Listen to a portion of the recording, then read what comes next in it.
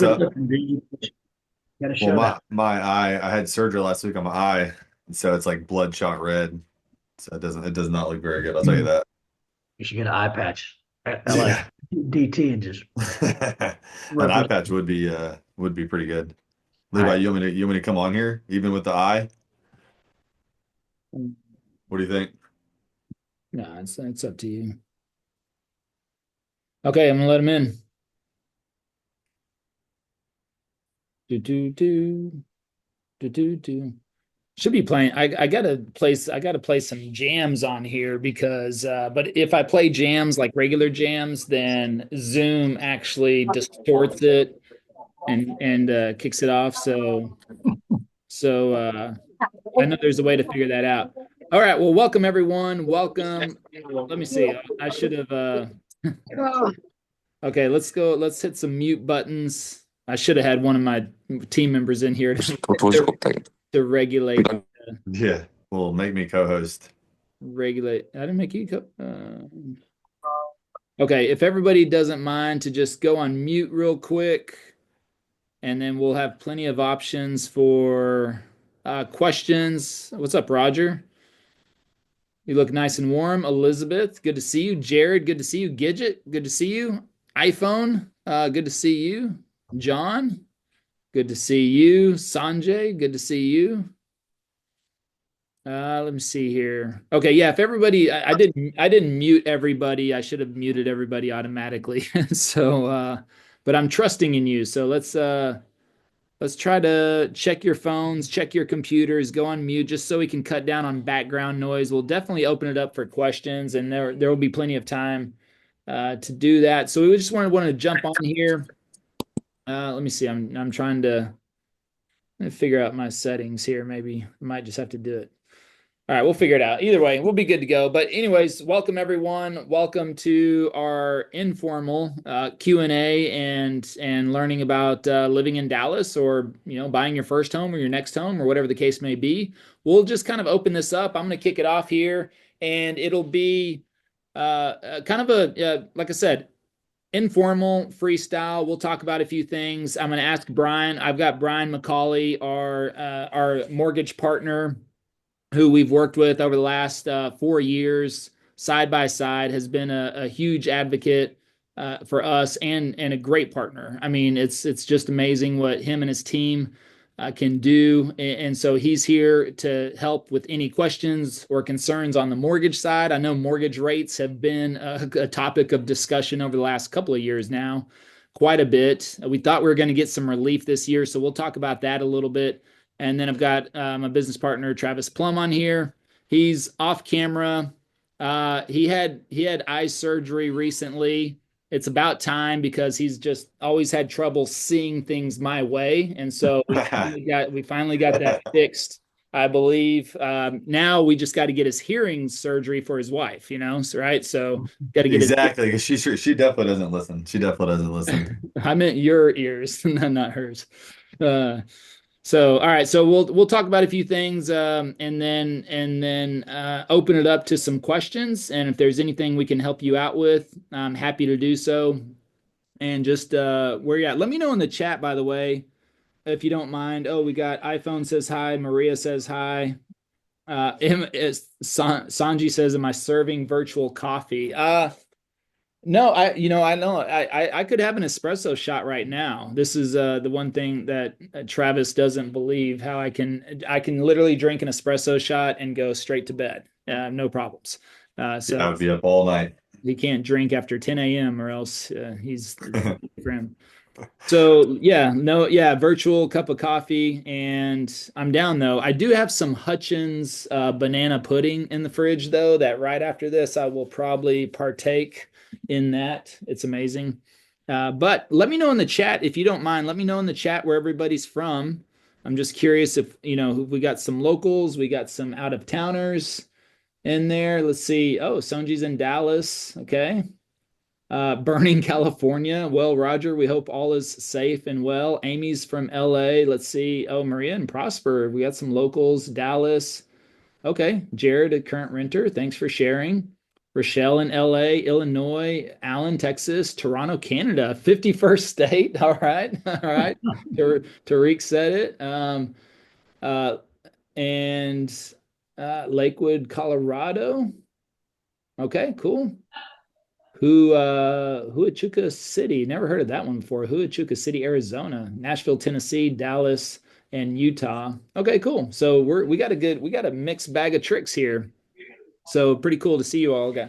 All right, so I'll kick it off here, and then I'll kick it over to Travis and to Brian, and ask them a few questions as well. So depending on how much you watch the channel, I'm not sure, but I'm sure you've seen a video or two. But otherwise, I've mentioned last couple of times on Hi from California, Edith from California. I've mentioned last couple of videos. The thing is that we've been kind of eyeballing interest rates and hoping they would come down for quite some time now. And overall, things that we look at in the real estate market that not a lot of consumers, I would say, or home buyers really look at all the stats or anything like that. Of course we do, and I don't talk a lot about that stuff on the channel. Just try to stick to neighborhoods and communities and information. But last year, overall, it was the lowest transaction count, means the lowest homes sold in the U.S. For the last 30 years. So that just tells us that people are sitting on the sidelines, or just kind of hanging out, waiting. And we know that interest rates. And then Travis and Brian, if you don't mind, keep an eye on the waiting room too, just in case you see somebody pop in, you can let them in. Yep. And then just check and make sure that they're on mute. I think I just found a Yeah, hot. I got it. You're good. So that's the thing, is like we've been really hoping to have interest rates come down quite a bit, or thought that was going to happen a little bit in 2024 somewhat, but it just didn't happen. And now 2025, we don't plan. I don't know. I'll let Brian speak a little bit more to that, but what some people may not be aware of is that there's optimism in the market right now, and especially other markets. And so with the recent election, depending on which way you voted, it's over. Okay, so the election is done, and now when you look at stock market, you look at the crypto market. Those markets are positive now based on the incoming administration. And so there's a lot of positivity, but also increases. The stock market has gone up, except for yesterday. Some news came out about a Chinese AI, and so that kind of rattled the market a little bit. But we're seeing some bounce back today. Crypto market extremely positive, because this administration appears to be very crypto friendly, as where the last administration was not so much crypto friendly, or at least hinted at making it a government issue, or making it also, or actually what would you say, I guess, banning or either shutting off crypto in general, or just there's so many things that were uncertain. And with the new administration now, the crypto markets are extremely positive, and that's caused increase there. And with all of that, where we were hoping to kind of see interest rates come down a little bit in the housing market, it's challenging to do that now, because if they did that, you would almost have like the trifecta of positivity. And already with rising inflation, or the inflation we've experienced over the last couple of years, that it could send the market into a frenzy, as far as what we saw, probably similar to 2022, if you remember what happened back then. And so now that's kind of forcing them to hold rates at a higher level, and that may be consistent. Although maybe a week, maybe 3 or 4 days ago, at least within the last week, there was a press conference with President Trump, and he made the statement that rates are going to come down. So then you also have that coming into play. And so he is making that statement, and he could, I don't know, whatever he plans to do, that could have rates come down. That will be interesting to see, because that could bring a lot of interest back into the market. I think the main thing is that what we always emphasize, regardless of what's going on in the market, if you reach out, and we're happy to have a conversation. Everybody's individual situation is different, and and we just need to talk through what's really going to be the best fit for you and your family, timing, what's going on in your life. Again, we factor in all those. I mean, you might be getting transferred here, especially from LA, and maybe you have to move. I mean, maybe your house, and look, thoughts and prayers for all of you in California. Hopefully all of you are safe, but a lot of homes have been lost there now, and maybe that's the signal to say, okay, this is our, now we're making our move. And so sometimes you're put in situations where you have to move, and the market is what the market is. So what can you do about that? And so what we always just encourage is that, when you reach out to us, we're going to always have an individualized conversation with you about your situation, your family, your timelines, what's going on in your life, and what's going to work out best for you. I know that we can find a deal in any market. And, even last year, 2 years ago, I moved into a new house. Travis did as well. Rates were still in the sevens at that time.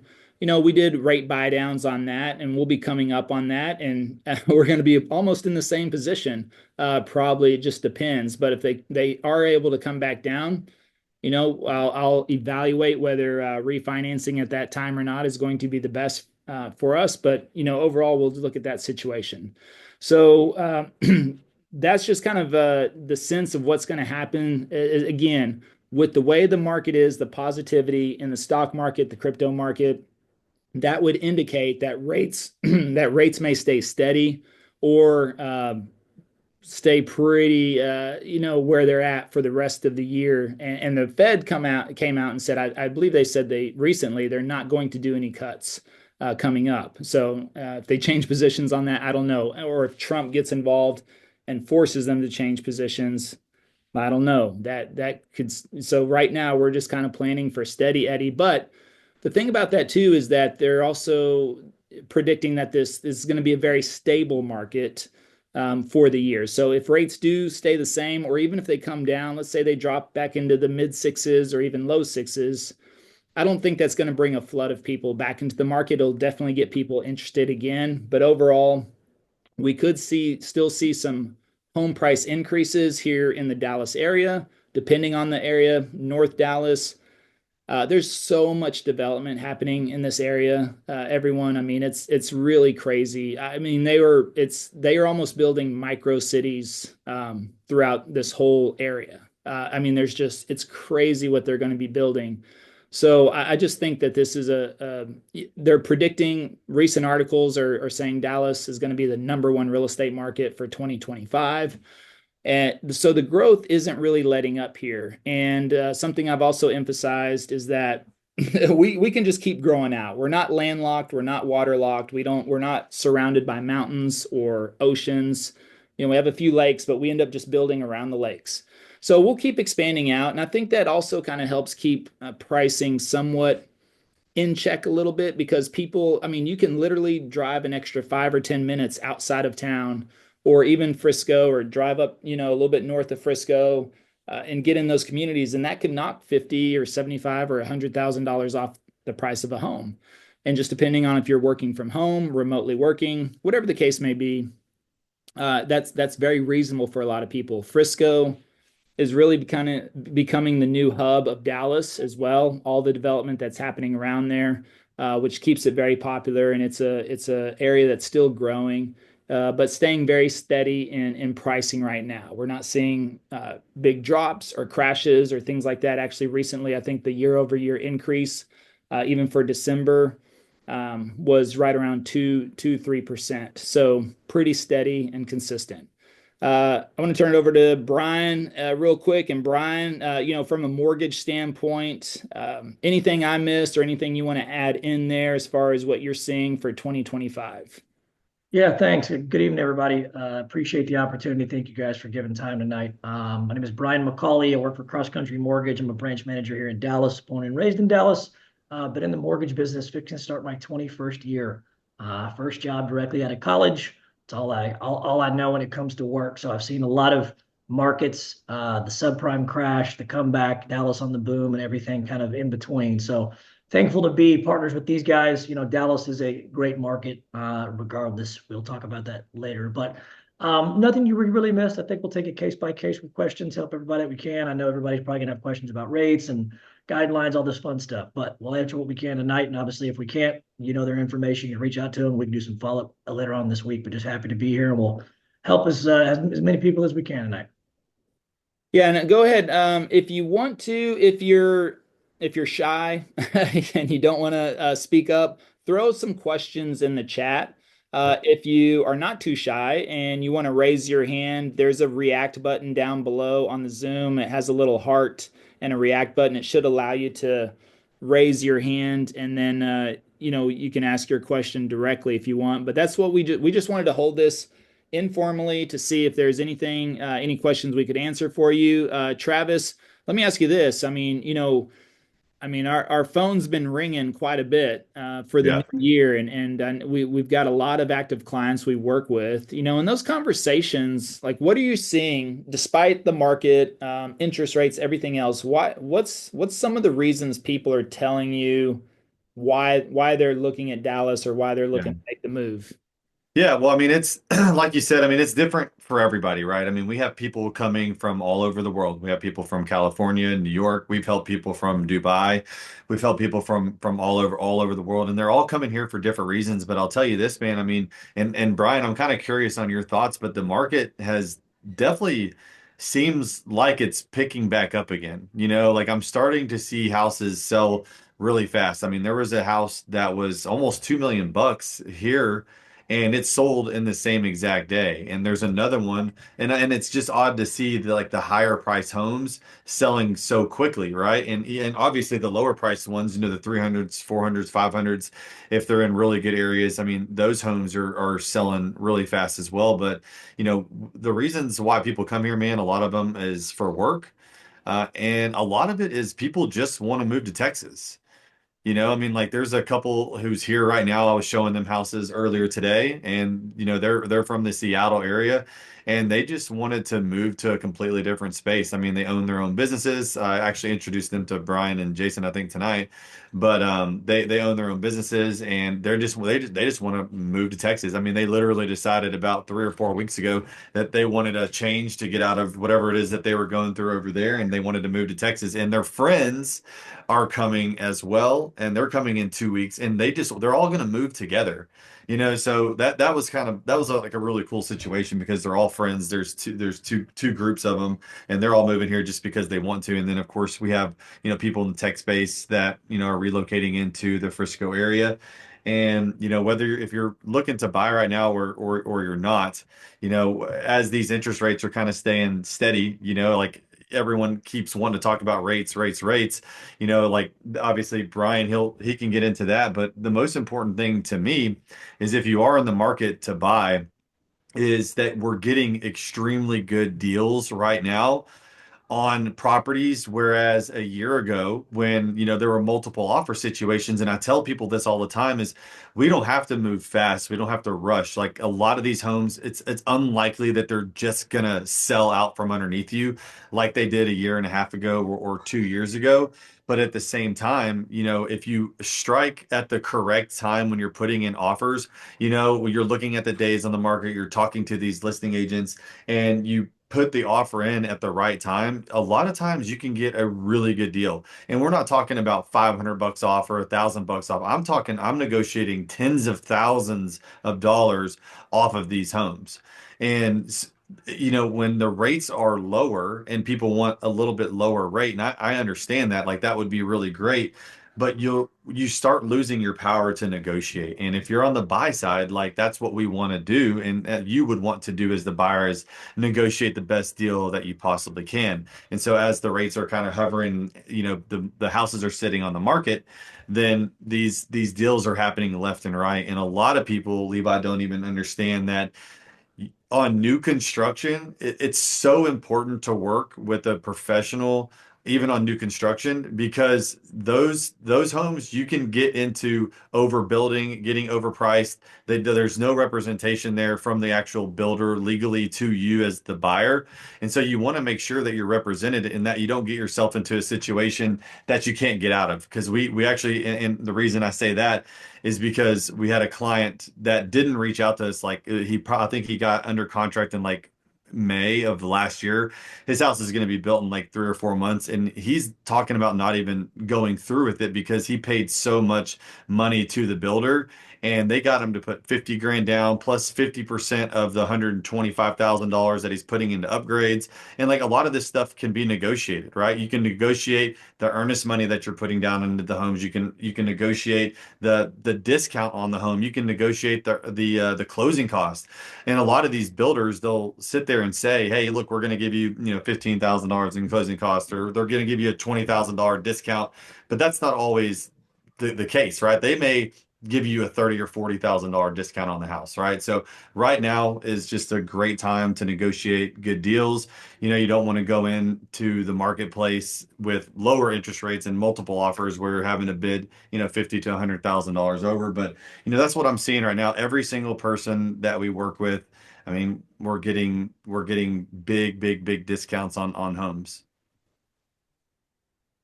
Absolutely. And Brian, actually, let me go in here real quick. And our summer's too bad in Dallas. I don't know. I mean, they're hot, but that's what we have water for, I guess, the lakes. And so, yeah. And if you love to walk in the evening, that's from Pancaj, maybe how you say that, Pancaj. Yeah, I mean, that's the cool thing here. Yes, maybe it's hot during the day in the summer, but when the evening comes, it breaks and it's a perfect time to go out and walk. Yeah, it's really, really nice. I love the evenings in the summer here in the Dallas area. They're perfect because you can wear shorts and flip-flops and you don't get cold, you know.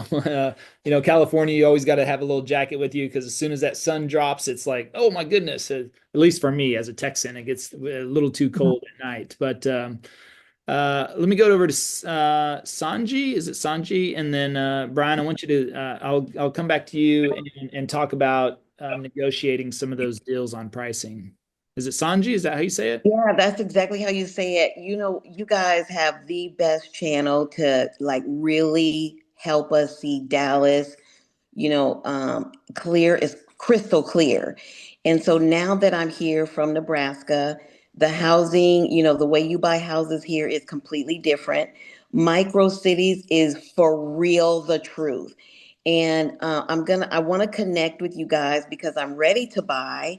I don't know. I know that you're speaking English, but it's so overwhelming as far as like when you do come to the table. And I had mentioned Princeton. It's a brand new build, but it was very overwhelming. And so I did not do it because of when you're going through a divorce, if the divorce is final, he doesn't have to be on the house. But I'm gonna reach out to you guys because choosing a micro city and being able to afford it when you're poor and like working poor, right? They want 500,000, but if you're not in that income bracket, I still need a house because renting, I'm done. I'm over renting and I'm ready to be a home owner. And I know that it's possible. And I know that the knowledge that you guys have, this time next year, I'm going to be like sitting on my porch drinking coffee. I just truly believe that. I know the city is big, but I know there is a home in my income that's safe and affordable, and it's got to be better than this rent that we're paying, and it's not getting any better. So thank you guys for what you're doing. Who do I reach out to? Like any three of you? Yeah, well, I think we should have your information when jumped on here, so we can reach out to you tomorrow if that's okay.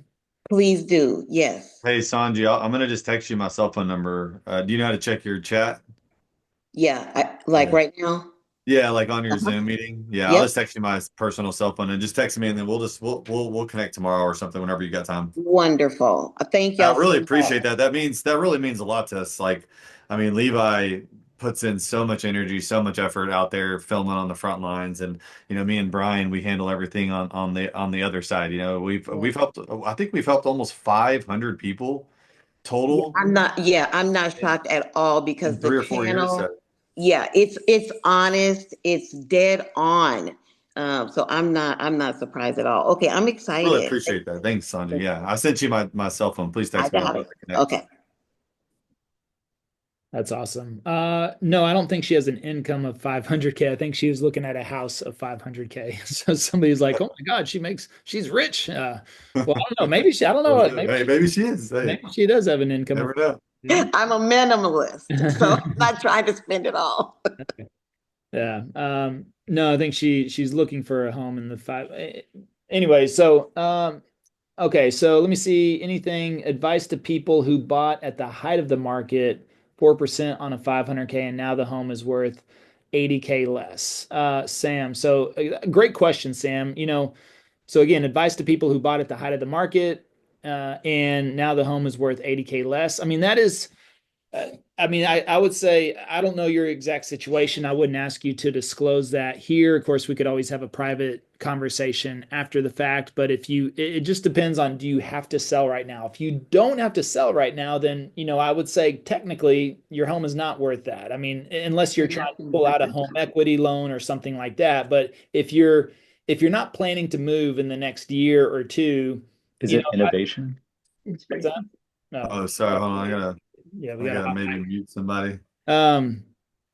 So, I mean, if you don't have to move in the next year or two, I don't see why that doesn't come back. And it also just depends on the home sales in your area and how that happens. Now, Brian, I'll have Brian speak to this because Brian has a great way, especially if you're trying to sell your home, or even when we negotiate deals, to not just try to hammer the homeowner at the same time and tank equity in the market, but actually get more incentives back to you as the buyer.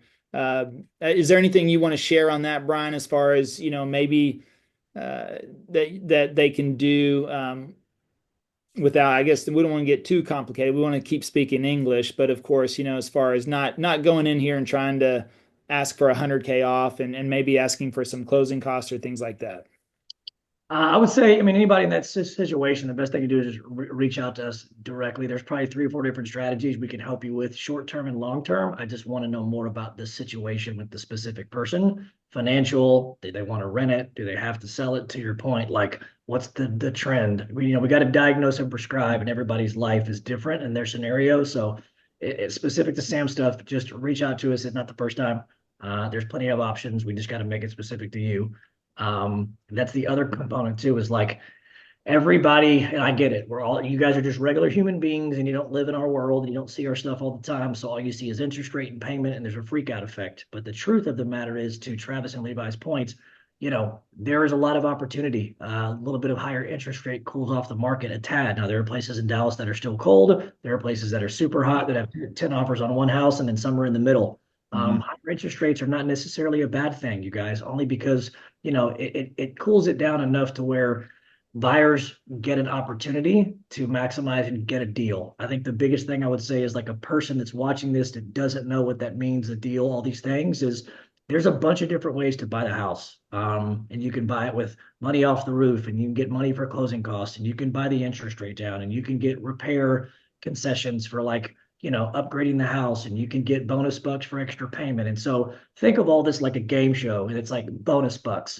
Bonus bucks is what buyers get when a market is not super hot, because the more the interest rates drop, everybody comes off the sideline and says, oh, there's the rate and the payment that I want, so I'm going after that house. Well, the problem is there's way more people than houses, so it pushes demand up really quick. And then the downside of that is, obviously, the house that you want is now going up in price. You've got multiple people chomping at it. And if you need closing costs or anything like that, all this stuff costs you out of pocket. If you're buying now, working on a deal, when rates come down, and we'll talk about that again kind of towards the end, it pushes the home price up. And so as you're sitting on your couch and living in the house, rates start to drop. And for every 1%, the average of the home price goes up probably about 7. So in Dallas, if homes naturally go up, about 4% a year, for every 1% that they drop, it's going to boost it up another 7%. So you're talking about 10% return on investment on appreciation. And if you buy a house at 400,000, it goes up 10%. Now it's worth 440. And for you, it's like, well, it might have been better to buy when the price was a little bit lower, work on a deal, pay a little higher on the rate and the payment. But in the long run, it might be better for you because you'll make more in the equity boom than you would obviously if you just, focus strictly on the rate. And I think that's what Travis and Levi and I know, which is like, the opportunities are still out there. I think they're going to be out there for a while. I would say it's probably 1 out of 3 has some type of deal to be had. It really depends upon the price point in the area, but Dallas is still such a strong city. I mean, the indicator here is like, why hasn't it crashed? Why are prices still strong? What's the deal? It's the population growth, right? I mean, not to toot our horn, but Texas is a great state. People are recognizing that. I think COVID put it on the map. It showed the economic policy and the people and the growth and jobs and, weather and all these things. And so now that the spotlight is on Dallas, Texas, people are aware of it and people continue to migrate here and move here. And so the more human beings you stuff into this jar, everybody has to have a place to live. And so that's why, you've got this natural growth. And like Levi said, it's just growing out and out and out and out and out. It's one of the things that Dallas has on Houston or Austin that are landlocked. Is like there's still a lot of opportunity to build, move, and grow. And so the city itself is hung on really, really well. And you got businesses that are coming here for no state income tax and all these things. And so that demand is continuously keeping things, if not even kill, on the up. And then obviously, when you start to lower interest rates, you mix those two together. Mentally, it feels like, oh, cheaper rate, cheaper payment. Not necessarily always. I mean, sometimes you may save $100, $200 in the payment, but you may pay a lot more for the house. And I encourage everyone here, like if you're buying a house, if you're not made of money, and you've got to pay closing cost on your own. If you don't know what a closing costs are, it's like when everybody here's bought a car. So you buy a car and then they go, here you go. You've got $1,500 in tax, title, and license, right? So that's the cost in conjunction with the car. When you buy a house has tax, title, and license as well, but it's closing cost. So most people have to pay that. Well, that may be 10 or 15 grand. Right now, you may be able to get that paid for by the seller and some. And so is it worth it to pay, an extra $200 a month and a higher rate to get all that stuff paid for? I don't know, possibly, but I think the total cost analysis and the opportunity cost is what everyone needs to pay attention to, not just specifically the rate. And sometimes you can get interest rates that are a lot cheaper than what the market has right now. It just costs money. It's not smart for the buyer to pay for it, but if Travis and Levi are helping you, a lot of times we can get the seller to say, hey, take that interest rate from 7, 6, 5, 4. It may cost 15, 20 grand, but we can get them to pay for it, not you. And therefore you get the interest rate that you want or like for a few years to have cheap payments while still getting the house that you like at the price that you like as a buffer zone until rates come down. Then you can refinance to the rate that you want forever and not have to deal with the rat race of buying a house. So there's a lot of this combined in the market, but it's just a bigger picture and a better way for people to understand how it works and why, when is the timing right. And of course, again, like they mentioned, everything is specific to the person, but overall, this is kind of the 101 and the trend here in Dallas. Yeah. Yeah. And so going back to Sam, I mean, if you wanted to reach out to, or we could reach out to you, I mean, we would also like to do a proper analysis on your home as well. So I'm not sure the 80K may be correct, but also I wouldn't just base that off of Zillow estimate or something like that as well. So we'd be happy to give you a real evaluation, and that is very, very accurate if you're planning to sell. But if you can be patient, I would just hold on. And I think it's going to come back. Also depends on your area. We could look at that. We could talk about trends and probably where you're going to end up. But overall, if you can hang tight, I think you're going to be fine. Let me see. Tessie. Thank you, Levi. I appreciate it. I just yeah. Travis just reached out to me, so we're gonna get with him on Thursday. So I really appreciate it. Okay, perfect. Yeah. Thanks, Sam. You got it. Yeah, Tessie says we're visiting Dallas next week to get a better idea of what areas to look like home for us. Awesome. Tessie, if we can help you out, happy to do that. I think Jared has a question up there. Oh, Sam. Oh, I'm just He's got his hand raised. He said, okay, yeah, I'm coming to Jared real quick. oh, okay, gotcha. Yeah. I'm trying to navigate the chat too. So I see, okay, you're in Heath and Forney. All right. So I didn't get that far down in the chat yet, Sam. All right. Gotcha. Oh yeah, there you go. Okay. Let me go over to Jared and I'll go back to the chat. Um, Jared, what's up? How are you? Good. How are you? Can you hear me? Yes, sir. Awesome. Just want to start off. Thank you, Travis, Levi, Brian, putting this together. This has been great so far. Looking forward to the rest of it, obviously. I just want to first start off and provide some context for some people asking about the weather in Dallas. I'm um, a Dallas migrant, so I live in Dallas now, and I grew up in California, and actually lived several years in Arizona as well. And it's definitely hotter than California, but I don't find it to be too hot or uncomfortable or anything like that. There's definitely a few days in July and August where it gets too hot, but for the most part, it's enjoyable weather, and it'll depend too on where you're coming from. If you're moving from Florida or some of those East Coast states, it's definitely a lot less humid here, so a lot less humidity. But if you're coming from California, um, I don't really feel the humidity too much, but there is a little bit of that. I just want to give some context for people who are thinking about moving from other states. And I love living here and want to purchase a home in the Dallas area. So I encourage you all to get out here one way or another. So want to start off by saying that, and then number two, Brian kind of touched on it a little bit, but I was hoping you guys could talk a little bit more about. Um, new build purchases. I kind of agree with the sentiment here about the rates, and I think they're will end up being pretty steady could maybe even rise a little bit over the next year or so. And the rates aren't really the issue. Historically speaking, I think the rates are still at or slightly below the average. My question is more so about new build construction in particular, but and home prices. And when we think, a lot of people have been like you started off the topic saying, last year there was so little home sales. When do we think homeowners are going to start selling it for the already existing construction, and for the new construction? When do we think builders are finally going to realize that the inventory has started to catch up here over the last 2 years? And do we think there's an opportunity for to get in at a purchase price that wasn't at that 21, 22 peak? Are we going to be able to start to see good prices?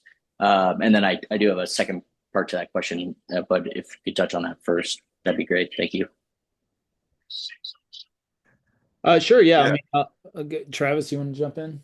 Go Yeah, ahead. well, I mean, I think, man, that the most important thing buying real estate is, location, location, location, right? So when it comes to new construction communities and the way that they price their homes, I mean, I've seen new construction communities that are further out and they're in less popular cities already kind of go through that hit. You know what I mean? Like they haven't necessarily gone up 3, 4, 5, 6% over the last year or two. They've kind of stayed the same, if not gone the opposite way. But these are communities that are kind of further out. And other communities that are really popular that have low inventory for that specific neighborhood, those home prices, they still go up. They're not going in reverse. Now, will these homes ever go in reverse at one? I don't know. I think that, like Brian's saying, there's so many people moving here, even though there's more inventory now. Like there's maybe 3 months or 4 months worth of inventory. In 2008, there was 12, 13, 14 months worth of inventory. And it's a huge difference. You know what I mean? So like if the rates were to drop to 6%, I would imagine a lot of people would come off the sidelines and want to go play ball very, very quickly to try to lock in those rates. So I don't think we're really far away from getting back to the 2020. I don't think we're ever going to see it like that, but I also don't think we're too far away from something that could be enough to start seeing home prices increase 6, 7, 8% relatively quickly, right? That's just kind of my take on how those things go. And I never really try to time the market, and I'm not trying to give, financial advice. Like we are not telling anyone here, just to be clear, to go buy right now. It's the best time. Like it'll never get any better. Like we don't know. So we're just looking at the stats, the data. We're giving y'all feedback on the clients and the hundreds and hundreds of people that we have worked with. And these are just, what I'm seeing, and this is kind of how I feel. I don't have that crystal ball, but if you're looking for really good deals like on new construction, you just have to be do you want to be in a really great area, and are you willing to pay a little bit more money for that property with a maybe a potentially bigger risk of, if there is something that happens, you're going to get hit a little harder. You just got to make that decision for yourself. Like I was working with, I have a client that's been following us on YouTube for 2.5 years. He finally reached out and he finally wanted to buy this one house. Brian, you know exactly who I'm talking about. He wanted to buy this one house. And literally, we someone came and bought that house 30 minutes or an hour before we could make the earnest money deposit. Like that doesn't happen all the time, but it does happen more often than you think, right? It's kind of like, but he wanted to be in a master plan community in Salina that's up and coming. So those areas still are selling quickly. But I agree with what you're saying. Some of these builders overbuilt, right? And they're not going to be able to keep up with it because they're just further out. You're like, maybe you're out like out in Forney or way out east in Fate or Roy City or something further away where they overdeveloped potentially during the last few years and it slowed down out that far. But if you come up to, South Lake or Keller or Prosper, Salina, McKinney, all these hot cities, if you're priced right, you're selling fast. But this isn't the market if you're selling that you're going to get away with what you could get away with 2 or 3 years ago, just listing the house and putting it on the MLS and expecting that to sell. It ain't happening. So you have to have if you're selling, you still have to have a really good marketing plan. You have to have a great agent to be able to pull that off, and you got to be able to price it right. And then on the buy side, you want to make sure that you're working with someone who's going to negotiate on that and be able to look at the comps, because the comparables are what's important. I was talking to another client today, and it's like she was so concerned about price of something instead of the value of something. And to me, those are two different things, because a house could be priced at a certain price, but is that the true value of the home? You know what I mean? So we're not, just because this person wants $650,000 doesn't mean that me and you as a buyer are going to go in there and offer him 650. No, we're going to go offer him, 575 or 600, or whatever. We're going to look at the comps and we're going to make educated decisions. But you're seeing that happen a lot more now than you did in 2021 and 2022, et cetera. But, I don't want to beat a dead horse, but really location matters a lot when it comes to expected pricing and what kind of bang for your buck you're gonna get. Hopefully that answers that a little bit, Jerry. Yeah, yes, it totally did. Thank you. Second part to my question was regarding new build construction specifically. I've seen, certain builders offering, either rate buy downs or money towards closing costs. I'm just wondering, and maybe this is a case by case example or a builder by builder example, or Yeah. depends on community. But are you all still seeing that you're able to negotiate prices on, if I'm going to get really specific here, like sub 500K new build construction that are offering already, those If you're lower rates or closing cost money? Are you guys are still seeing good negotiations happening price wise? Yeah, man. I mean, you just got to be really good, and I'm really good at that. And that's the difference between me and a lot of other agents, man. Well, I have years and years of experience in negotiating deals. You know what I mean? And like this is what I really love. I work like I got right when I got out of the military, I got into the car business. And in the car business, you gotta like, if you're in finance, you got to mark you got to sell them warranties in the back end and stuff like things that people didn't really love to make money. You had to like sell them all these warranties and extra cares and all this stuff. And I didn't like that. but I really loved being in sales. And like why I really love real estate is because if I'm working with my buyer, I get to go in there and like really negotiate for the buyer and save them tens of thousands of dollars, not charge them, $10,000 for all these warranties and things like that. You know what I mean?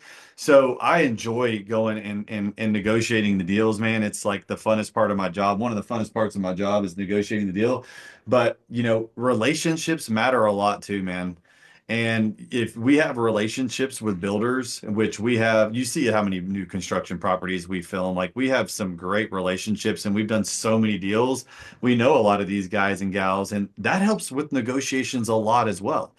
I'm looking at a pre-existing home right now with the clients that are in town, and I've done multiple deals with that listing agent. When I text her, she's like, "Oh my God, I saw that you were at the house today." You know what I mean? Like that is already a really good sign for me and my buyers to go in and get a real open, honest communication going, where there's no games being played. And they will try to play games with you. And these builders and their builder reps, they do not have any fiduciary duty to you. They work for the builder. They're there to sell for the builder. That's why if you are buying even new construction, you have to have, or you don't have to, you do whatever you want. You would want to have proper representation because we are legally bound to you as a buyer rep, right? If we're representing you, it's our fiduciary duty to protect you. And you want someone to go in there and review your contracts, make sure that you're not buying a new, just because they say their house is worth 650, says who? Says who? How are you pulling the comps? You know what I'm saying? The guy that bought without using us, he's 150 grand flipped and he hadn't even moved in on the house. And so that's a really bad situation to be in. And like we're trying to get him out, but he's 125,000 deep on earnest money and paying 50% of the options that he added in the house. So it's a really tough deal to get him out of, right? But you just don't want to make those mistakes. But at the end of the day, you can negotiate new construction, all that. Some will let you, and some have bottomed out, but we still got to try. And Thank they're you. and they're the most willing to negotiate right now too. So that's the great thing. I mean, homeowners and builders, they're willing to negotiate. Yeah. But that doesn't mean like, oh yeah, we'll just take whatever they have or what they post. And so it's yeah, it all comes down to the conversation. And I know that Travis loves to work them over. So which is great. Well, uh, sometimes I wish he could just get a commission off of what he saves people. I mean, that would be amazing. We'd be Yeah, that'd be a lot. That'd be a lot more. yeah, it's fun. Tessie, what's up? You have a question? If you're there, Tessie. Hello. Yes. Hey, how are you? Hey, Tessie. Doing good. How are you guys? Doing Good. great. How are you? Doing good. First of all, just want to say, yeah, thank you guys for like your content and we've kind of been following for like a while. We live in Denver right now. But have some family in Dallas and have been just interested in relocating there for like a couple years now. So we are taking a trip next week and we're definitely interested in like new construction, like probably 5 to 600 range. And we just want to make sure we're really focusing our trip to like look at the right areas, like you guys are talking about, like location, really matters. We've been looking a little bit east of Dallas, and we have looked like close to like Frisco, Plano. So just wanted if you guys have any thoughts on like certain new build communities. We know we want to look at is it Solterra? Mm-hmm. There, It's yep. called, yeah, in Mesquite, near Mesquite. That's, Yeah. that's my hometown. Um, Mhm. oh, That's, nice. that's where I was born and raised. Oh, cool. Yeah, so we're a family of almost four. We have a 2-year-old and one due in June. Oh, that's cool. Good. So yeah, we're definitely, interested in school, sports, some things to do. So we don't want to be like completely out in the boonies, but we know we're interested in like new builds. So any other areas that maybe come to mind that we should be looking at to visit or look at while we're there? All right, I'll go. I was like, who's gonna go first this time? Because last time we went at the same time, and then it was all right. Anyways, go ahead, Levi. After you, sir. Yeah, I mean, how long are you in town for? We're there for a week, like from the Oh, 4th to the 11th. okay, cool. Yeah, I think I mean normal course. What we usually recommend, especially since you have time, if you're going to be here for a week, is go kind of spend a day, maybe in each area. You mentioned several. I mean, East Dallas, like Rockwall, or even Southeast Forney, or then you get up. You mentioned Plano or Frisco, I believe. I mean, just kind of a lot of similarities, but also very different. And so it's one of those things where a lot of pros and cons to all of them. Pricing definitely different. I mean, it's going to be higher in Frisco and Prosper in those areas. Rockwall is going to be around medium range. Forney, that area is going to be the least amount. Solterra is very well priced. And what they're building out there. So, that could also be a driver of it, but you could take a day, cruise around there. You could cover Mesquite and probably Forney in a day. And if you got time, we always just recommend just kind of like relax and maybe Yeah.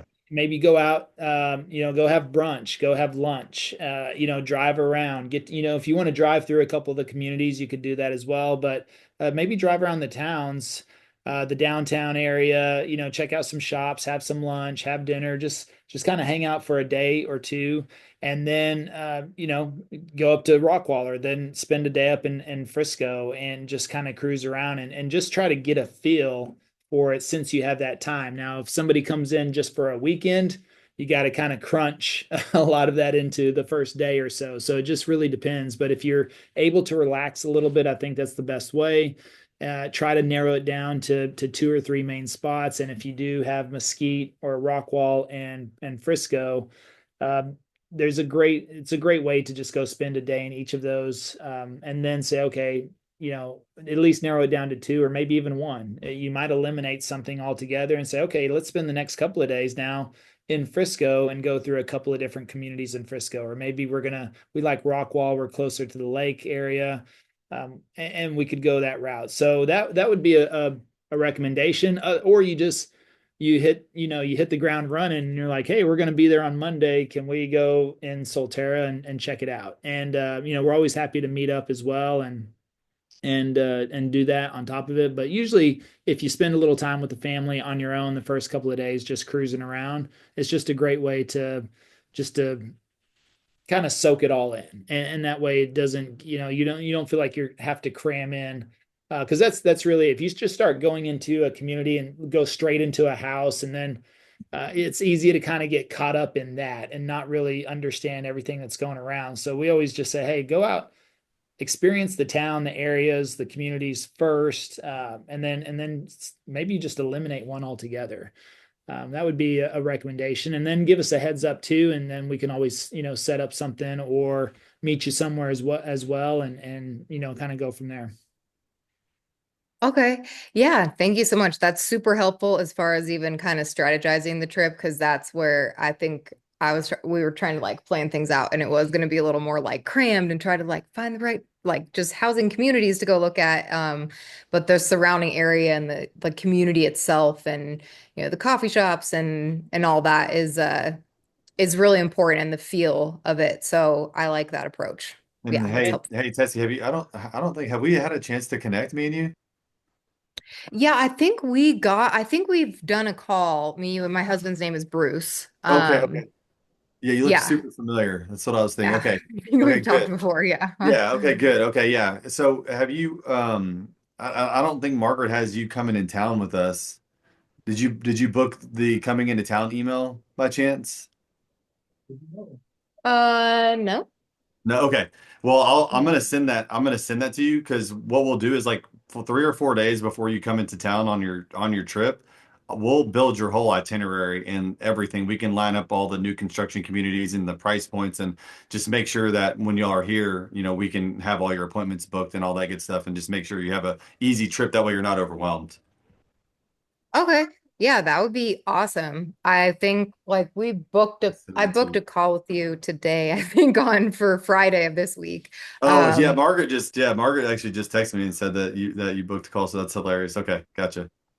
yeah, but that would be absolutely awesome and helpful as well. Do that little itinerary. Yeah. Yeah, I'm gonna do that. I'll send you that coming to town, because I'm pretty sure I have your email in here, and I'll send that to you. Okay, cool. Thanks, guys. Yeah, you got it. Yeah, awesome. Let me go back to the chat. I don't see any hands raised. So Edith asked, this is where I left off. Edith asked, I think she's asking, do we only work in Dallas? I mean mainly for us personally, but if you're in Los Angeles or Denver, if you need a referral agent, we know all the best agents across the country, and we've got a really extensive network as well, that if you need some help in your area, whether that's Denver or Los Angeles or Seattle, we know a really good agent in that area.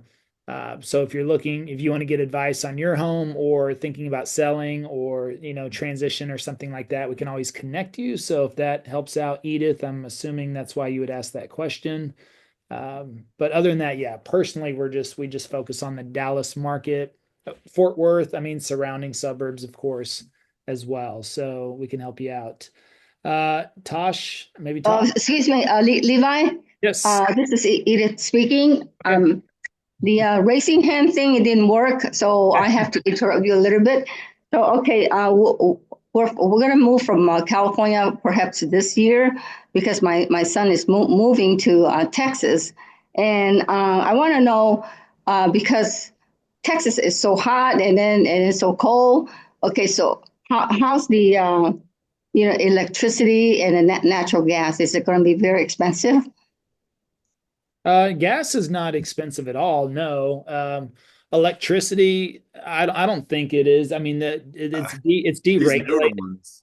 Huh?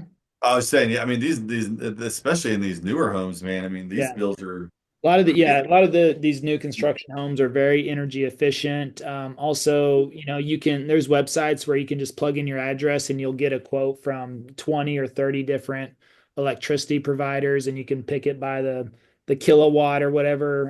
And so you can usually find the cheapest one, and you can go that route. But yeah, a lot of these homes, especially new construction, energy efficient.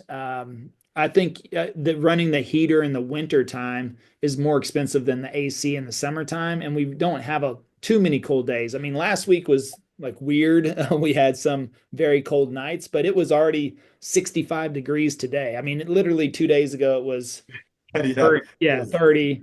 Yeah, it's yeah, we just January and February is our weird weather months. It's just every year. It's like it just goes up and down. It's 70 one day, 40 the next day, 50 the next day, 80 the next day. It's just it's bizarre.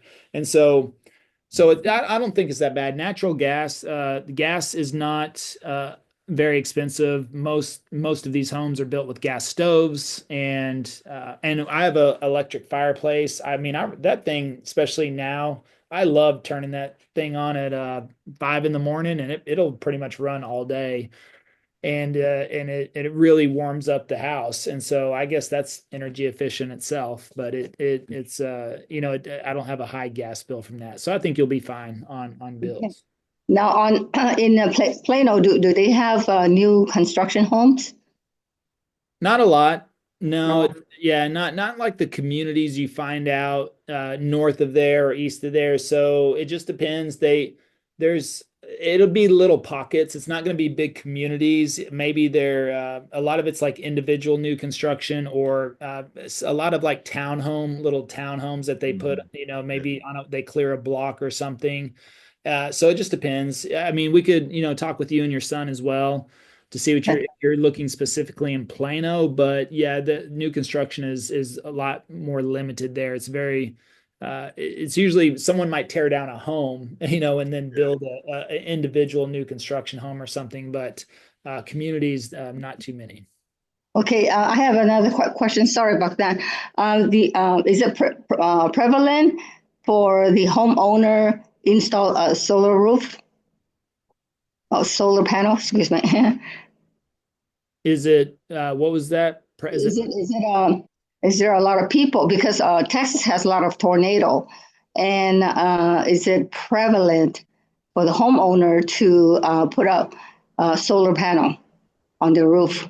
I mean, I wouldn't say it's widespread, but it's getting more and more common, I mean, but yeah, I mean, but the tornadoes, I mean, that's so rare.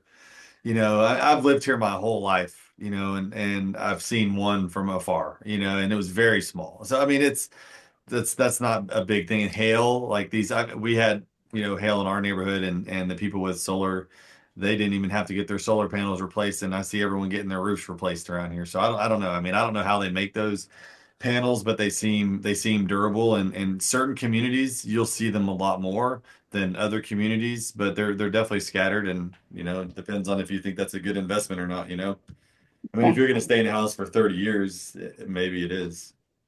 So, okay, one more last question. Okay, the property.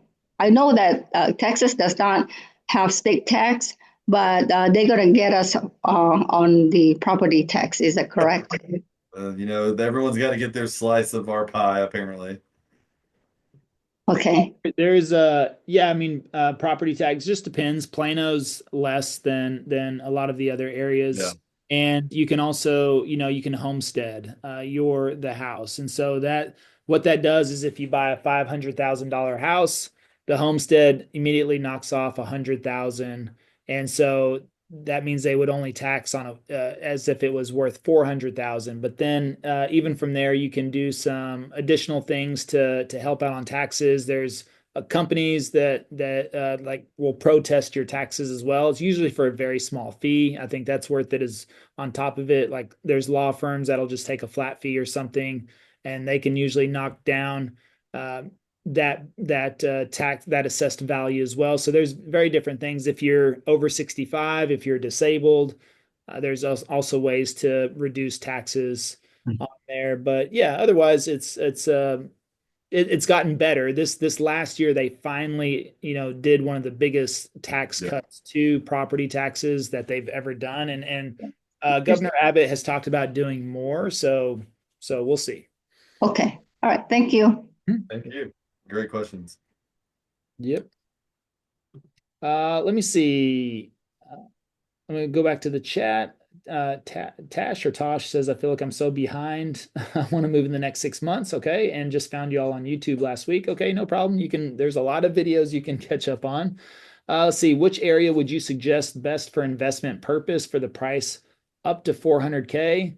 That would be an individual question, I would say. I mean, it really depends on what you're looking for. And when you say investment, A lot of variables. yeah, if you're referring to it being an investment as far as your personal home and you want to live in there and you want to be in an area that appreciates very well, that's a different answer versus I want to buy a home, conventional loan, not going to live it, going to rent it out, that sort of thing. So that I would just say let's talk about that as well individually, but right now, and also these new construction communities. I mean, you get in the early phases of these construction communities. I mean, that's usually has some built-in appreciation by default in there on the early side. So it just depends. If you're looking to live there and you want to have appreciation in the home, a lot of areas, I mean, just in North Dallas are good. East Dallas, I mean, all the new construction areas are doing very well. Any builders, I think Fahad says, any builders offering special rate for a mortgage? Brian, I'll toss this one over to you. Builders offering special rates. I believe I saw a builder in one community offering 5.25. You'll see that quite a bit. Brian, you want to address that with builder buy downs versus someone working with yourself? Or Yeah.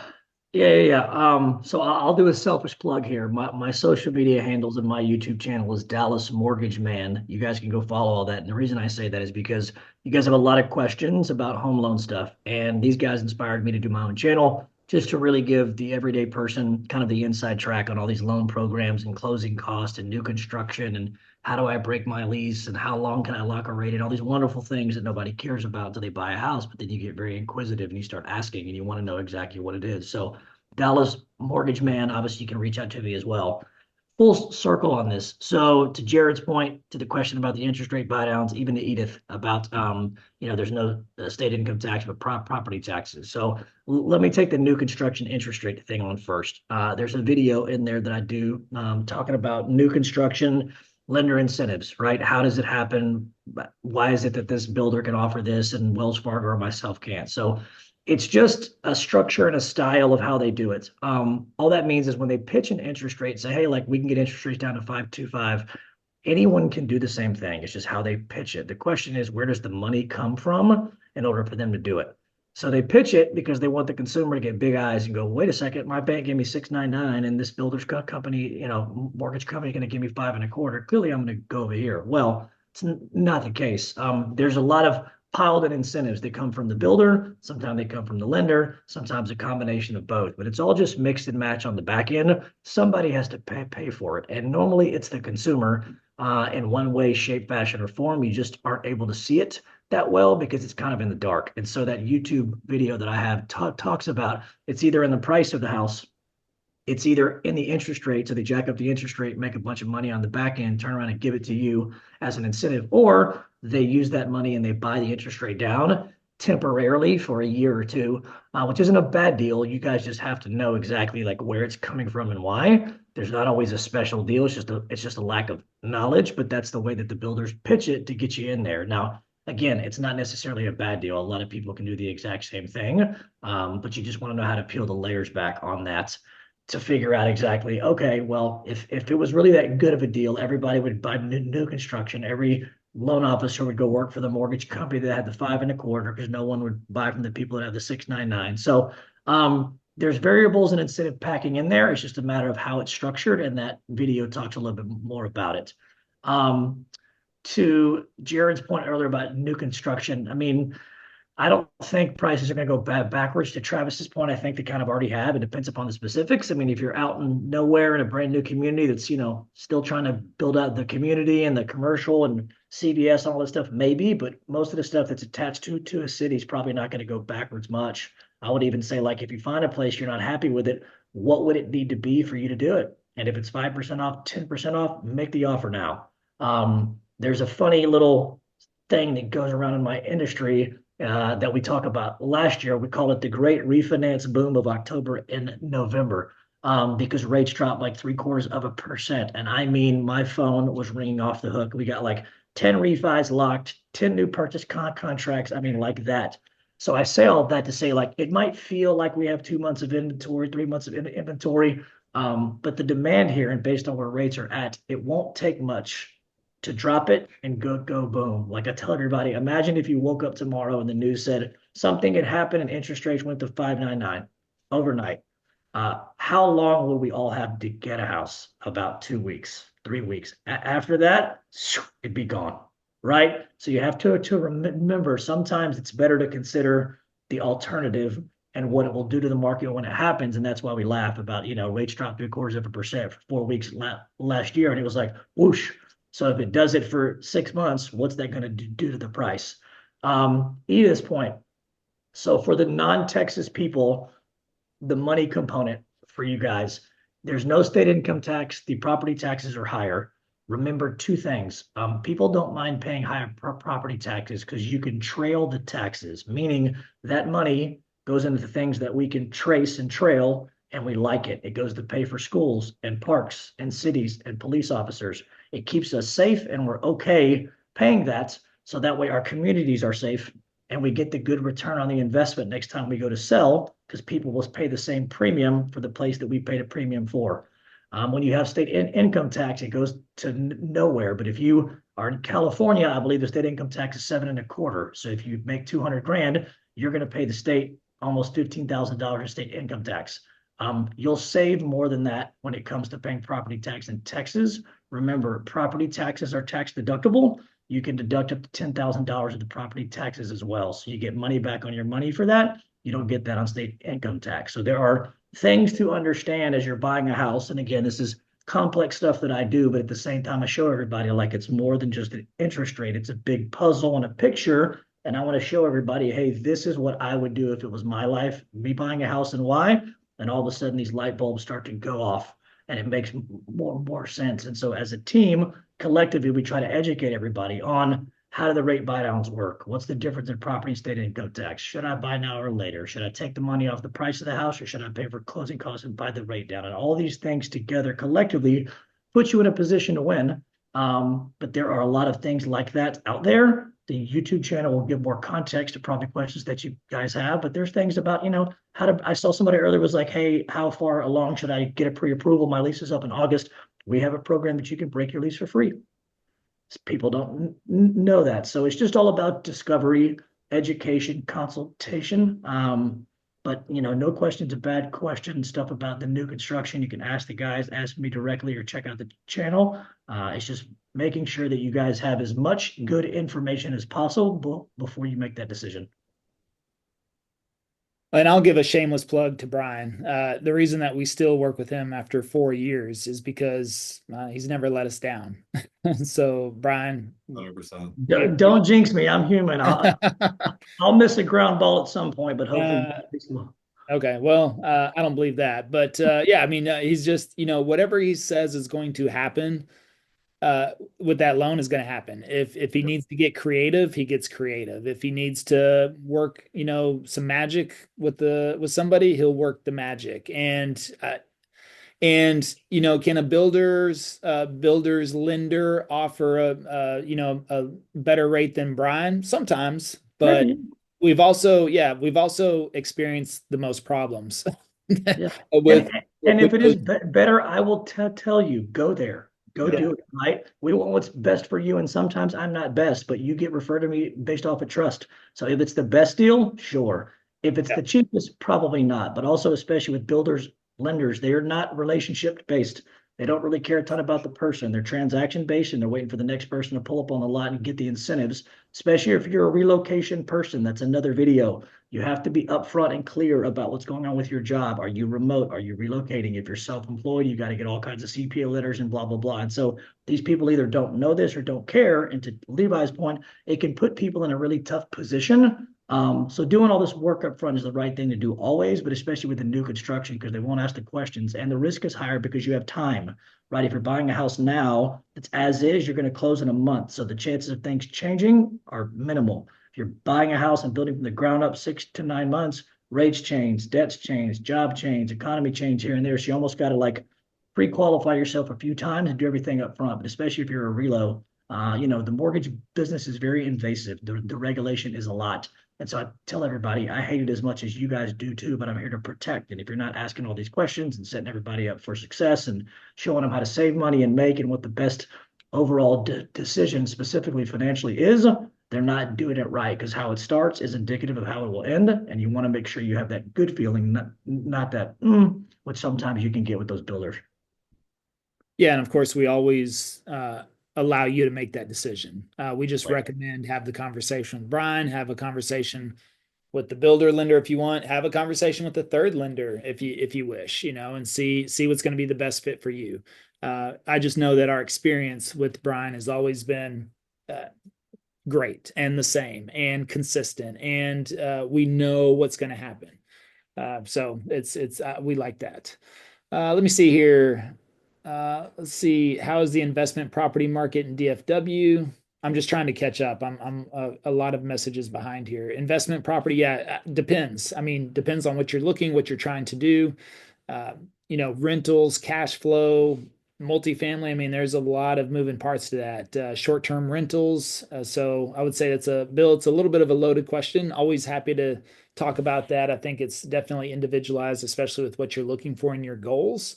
But I don't know. We're buying stuff. We're still buying stuff. We bought a lake property a couple of months ago as a investment as well. But of course, we might hang out there sometimes on the weekends.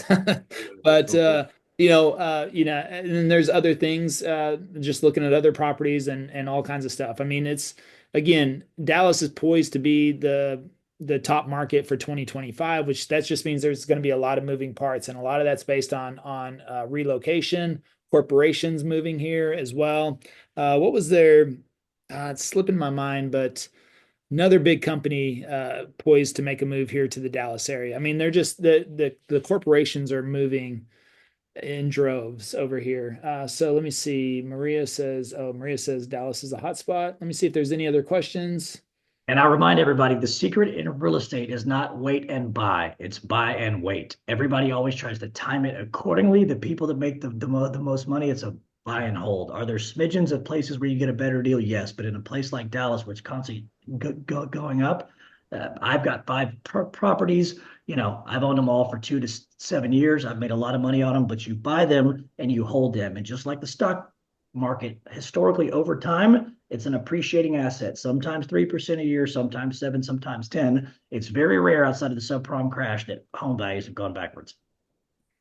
Yeah, and that's the thing. I mean, we're always assuming that you're planning to buy a home and stay there. On average, the American stays within their home between 5 to 7 years. And if that's the case here in the Dallas market, you're going to be in a pretty good position regardless if you hold on to that home 5 to 7 years, even probably three longer than 3 years. I mean, if you get forced into a situation to move in less than 2 years, that's questionable. You could still actually be in a good area depending on what's going on and have some appreciation or even make out, but it depends. It's a very, very tight window.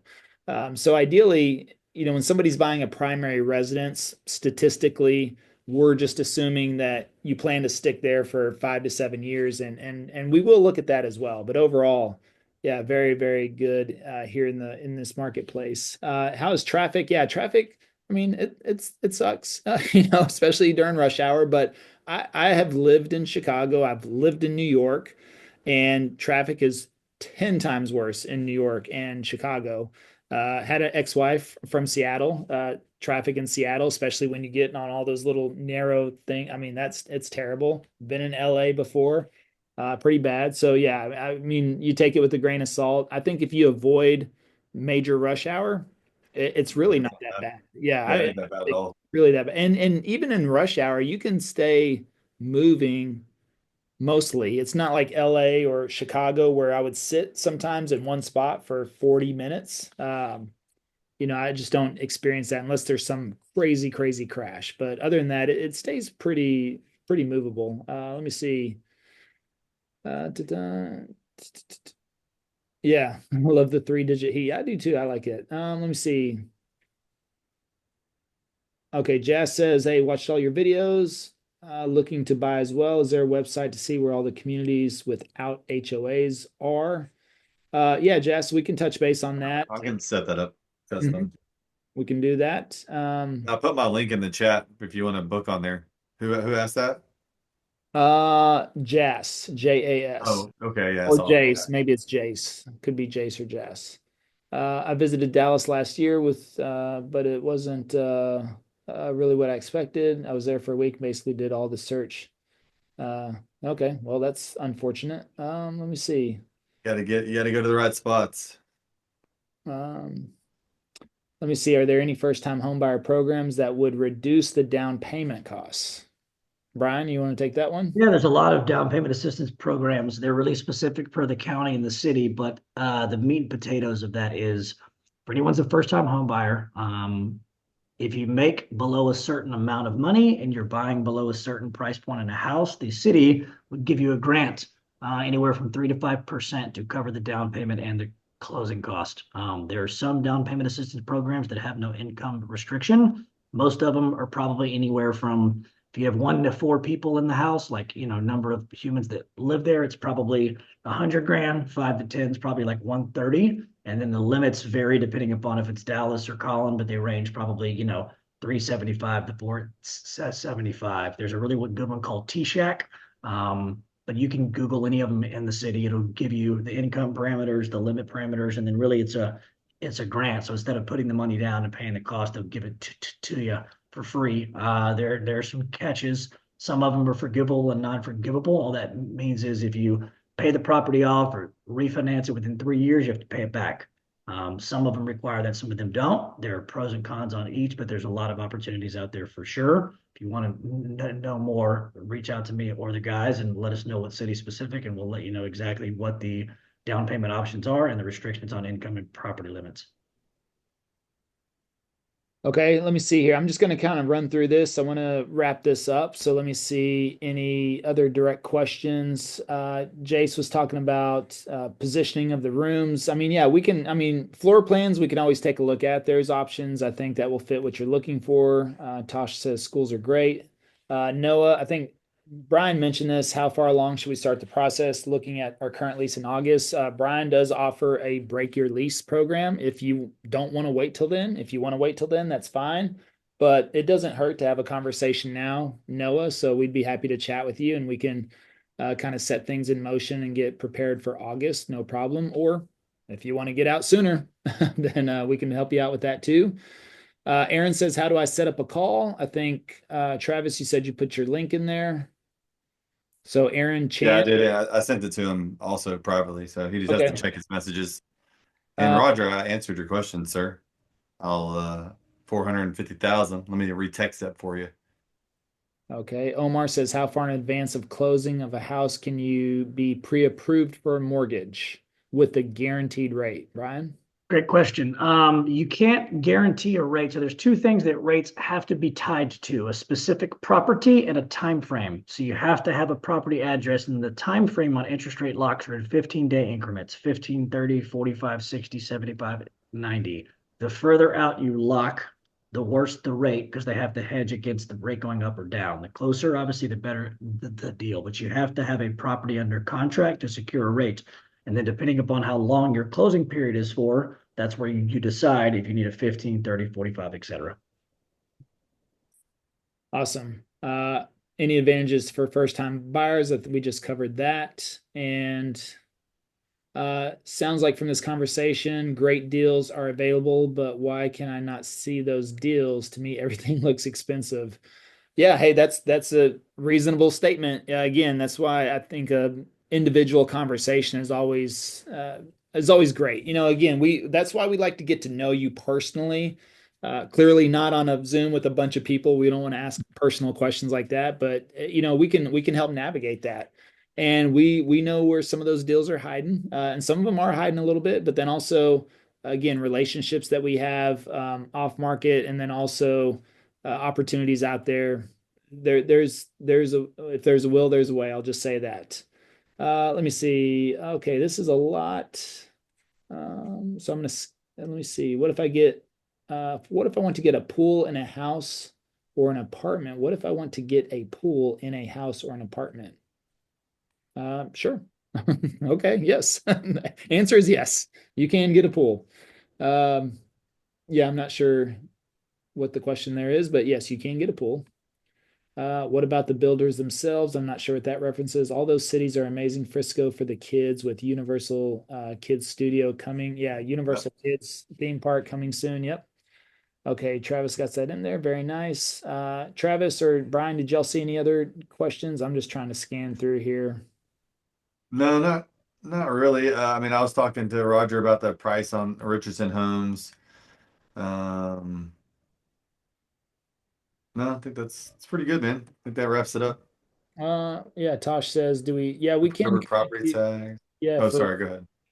Tosh, I think is asking about rentals. Yeah, we got somebody we can that can help you out on rental, but also I'd recommend to talk to Brian as well, because sometimes you just don't realize what you actually can get versus renting. And so I would say talk to Brian, and if he doesn't have a good solution for you, we'd be happy to hook you up with a rental agent. Dum, dum, dum.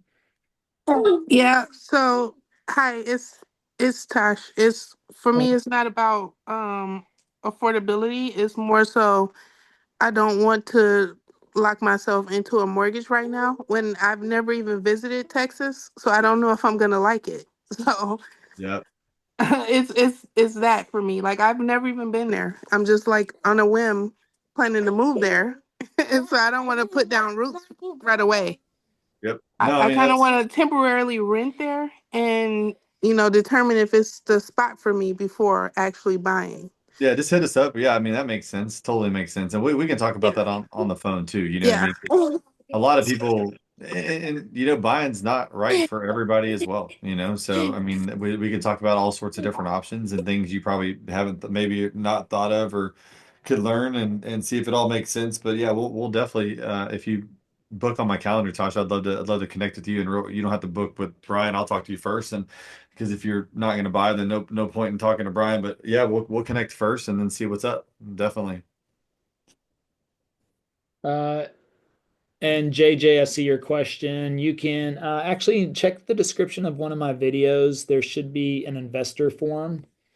So if you're interested in that, just fill out that investor form and I'll let you know whenever the next deal comes up.